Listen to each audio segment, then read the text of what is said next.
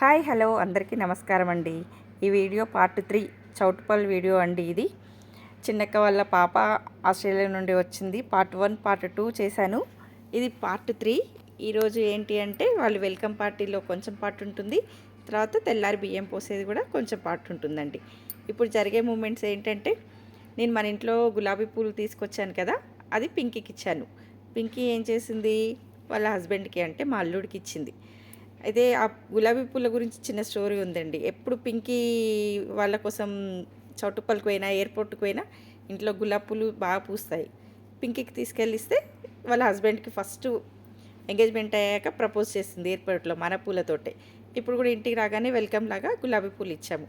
అయితే మొత్తం అన్నయ్య డెకరేట్ చేశానని చెప్పాను కదా, కింద కూడా ఒక 3 బెలూన్స్ ఉట్టిగా పెట్టాడు. దాంట్లో అన్ని గులాబీ పూలు రెక్కలు వేసి పెట్టాడు. పిల్లలు రాగానే 3 బెలూన్స్ పలగొట్టారు. పింకీ చూస్తుంది దాంట్లో ఏమైనా గిఫ్ట్లు పెట్టారేమో అని చూస్తూ ఉంది, కానీ ఏం గిఫ్ట్లు లేవు. డిసప్పాయింట్ అయిపోయింది. మాకు గిఫ్ట్ పెట్టాలని ఐడియా రాలేదు, ఊరికి అలాగే పెట్టాడు అన్నయ్య. అలాగే పిల్లలు పలగొట్టేశారు.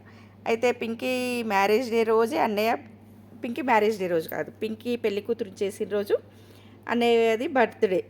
లాస్ట్ ఇయర్ కూడా అదే రోజు బర్త్డే అయ్యింది, ఈ ఇయర్ కూడా అదే బర్త్డే అయింది. అయితే చిన్నక్క వాళ్ళ మరిది అన్నయ్య ఒకే ఏజ్ ఉంటారు. అసలు బావ బామ్మరిదిలాగా ఉంటారు, మొత్తం ఫ్రెండ్స్ లాగే ఉంటారు.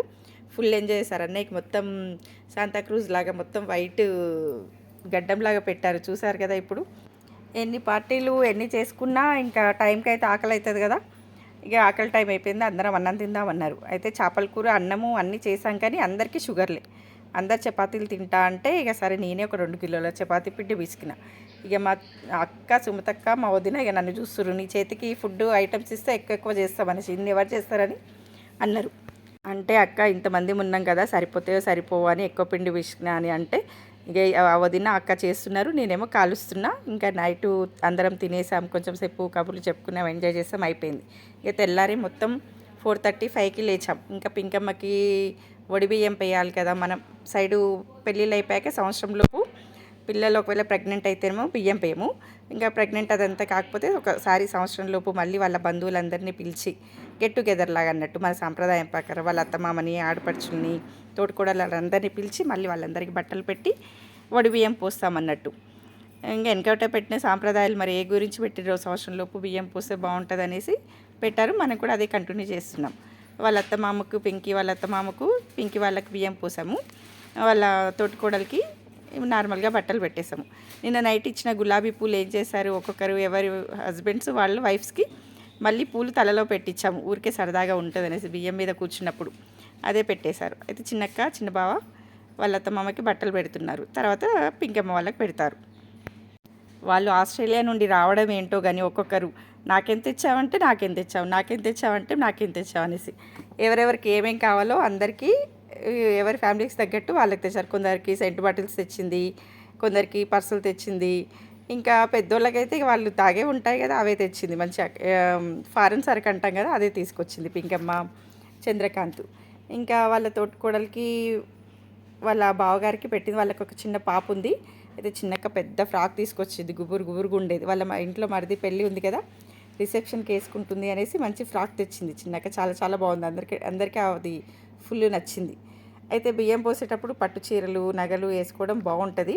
అయితే మా పింకమ్మ అట్లే రెడీ అయింది, హెవీగా ఉంది వేసుకోను అంటే, అందరం కలిసి వేసుకోమంటే ఎలాగో వేసుకుంది. ఇంకా బియ్యం పోసాక హారతి పాటలు పాడుతున్నారు మా వదినలు. ఎవరు పాడమంటే నాకు రాదు అంటున్నారు. లాస్ట్కి మా మామయ్య వచ్చి పాట పాడారు. ఇంకా బాగా పాడతారు మా మామయ్య, ఫుల్ పాట పాడారు. ఇక పాట పాడాక హారతి ఇచ్చి తర్వాత మళ్ళీ మనమేమో బియ్యం పోస్తాము. అమ్మగారి తరఫున వాళ్ళు బియ్యం పోస్తాము, అత్తగారి తరఫున వాళ్ళు వడి బియ్యంని ఇప్పుకోవాలి. వాళ్ళు మళ్ళీ పోసిన వాళ్ళమే ఇప్పము. అయితే వడి బియ్యం పోసాక బామ్మర్దులు ఉంటారు కదా, వాళ్ళు హారతి పడతారు మనం పట్టాక. అప్పుడు బామ్మర్దులు అడిగినంత డబ్బులు ఇవ్వాలి. అయితే ఇక మా చిన్న చింటుగాడు హారతి పెట్టాడు. చిన్న చింటూ టింకు వాళ్ళందరూ హారతి పెట్టి బావ డబ్బులు పెట్టాక మళ్ళీ వాళ్ళ కాళ్ళు మొక్కి ఇక అప్పుడు ఆ డబ్బులు తీసుకొని వెళ్తారు. అయితే ఇక ఆస్ట్రేలియా డాలర్స్ పెడదామనేసి బ్యాగ్ తీసుకొచ్చాడు మా చందు. ఇక డాలర్స్ పెట్టాడు. ఆస్ట్రేలియా డాలర్స్ అంటారో కరెన్సీ అంటారో ఇంకా నాకైతే తెలియదు, కానీ నేనైతే ఏదో ఒకటి అంటున్నా. ఇంకా పెట్టాక పిల్లలు కొంచెం పక్కకు జరిగారు. ఇక తర్వాత మళ్ళీ వడి బియ్యం మొత్తం ఇప్పేశారు. అగో చూపిస్తున్నాడు ఆస్ట్రేలియా డాలర్స్ అనేసి. అసలు ఇవన్నీ చూస్తుంటే మళ్ళీ సంవత్సరం తర్వాత వాళ్ళ అత్తమామని అందరినీ పిలిచి మంచి చెడు చేసి బాగోగులు ఎట్లున్నాయని అటు సైడ్ వాళ్ళు ఇటు సైడ్ వాళ్ళు కలుసుకోవడానికి పెట్టారేమో అనిపిస్తుంది. మనం ఎంత పెద్ద వాళ్ళమైనా ఆడపిల్లని ఇచ్చినప్పుడు మనం చాలా చిన్నవాళ్ళమే అవుతాము. అందుకే ఇంకా వాళ్ళ అత్తమామకి వాళ్ళకి మనం కంపల్సరీ కాళ్ళు మొక్కడం అనేది మా తెలంగాణ సైడ్ అయితే కంపల్సరీ కాళ్ళు మొక్కుతాము. మనకి ఎన్ని కోట్లు ఉండని, గుడిసెలు ఉండని, పెద్ద పెద్ద బంగ్లాలలో ఉండని, వాళ్ళెంత చిన్న స్థాయిలో ఉన్నా, వాళ్ళెంత పెద్ద స్థాయిలో ఉన్నా వేయపురాలకి వియ్యంకుడికి కంపల్సరీ కాళ్ళు మొక్కాల్సిందే. ఇక్కడ ఇంకా బావకి ఆ చెల్లెకి అయితే బామ్మర్దులు వాళ్ళు అందరూ కాళ్ళు మొక్కుతారు. అయితే నందు కోసం అనేసి చందు కరెన్సీ తీసుకొచ్చాడు కదా, ఆ కరెన్సీ ఏం చేశాడు, ఇలాగ హారతిలో చింటుకి వాళ్ళకి పెట్టాడు. అయితే మళ్ళీ వాళ్ళని పిలిచి, వద్దురా అది నందు కోసం తీసుకొచ్చాను, నీకు ఇండియా కరెన్సీ ఇస్తారు అనేసి మళ్ళీ చందు ఆ కరెన్సీ నాకు ఇచ్చి పంపిస్తున్నాడు. ఇంకా అంతా ఫంక్షన్ అంతా అయిపోయింది. ఇంక మళ్ళీ నాకు డ్యూటీ టైం అవుతుందనేసి మళ్ళీ నేను డైరెక్ట్ డ్యూటీకి వెళ్ళిపోయాను. చౌటుప్పల్ నుండి దగ్గరే మనకి. ఇంకా ఇంటికి వెళ్ళాక నందుగాడు అడిగాడు, నాకేం పంపలేదా పింకక్క చందుబావ అంటే ఫస్ట్ కొంచెంసేపు ఏడిపించాను.